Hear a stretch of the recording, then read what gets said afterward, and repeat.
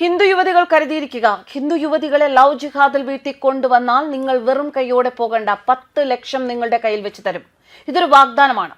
ഒഡീഷയിലെ കേന്ദ്രപാട ജില്ലയിൽ ലവ് ജിഹാദിൽ മുസ്ലിം സംഘടനകൾ 10 ലക്ഷം വീതം നൽകി എന്ന ഒരു മുസ്ലിം സ്ത്രീ ആരോപിച്ച് രംഗത്ത് വന്നിരിക്കുകയാണ്. ഇതുവരെ മുസ്ലിം യുവാക്കൾ ഹിന്ദു സ്ത്രീകളെ പ്രണയക്കെണിയിൽ വീഴ്ത്തുന്നതിനെ ലവ് ജിഹാദ് എന്ന് വിളിച്ചിരുന്നു എങ്കിലും ഇതിന്റെ പേരിൽ ലക്ഷങ്ങളും മറിയുന്നു എന്ന ശക്തമായ ആരോപണമാണ് ഇപ്പോൾ പുറത്തു വന്നിരിക്കുന്നത്. ഒഡീഷയിലെ കേന്ദ്രപാത ജില്ലയിലെ ഫരീദ ഖാത്തൂൺ എന്ന സ്ത്രീയാണ് പരാതിക്കാരി. ഒരു ലവ് ജിഹാദ് വിജയിച്ചാൽ മുസ്ലിം സംഘടനകൾക്ക് 10 ലക്ഷം വരെ നൽകുന്നു. ആകെ 20 ലക്ഷം രൂപ കിട്ടി എന്നും ഫരീദ ഖാത്തൂൺ ആരോപിച്ചു. ആരോപണം ഉന്നയിക്കുക മാത്രമല്ല, ഇവരുടെ ഈ പരാതിയുടെ അടിസ്ഥാനത്തിൽ പോലീസ് അന്വേഷണം ആരംഭിച്ചിരിക്കുകയാണ്.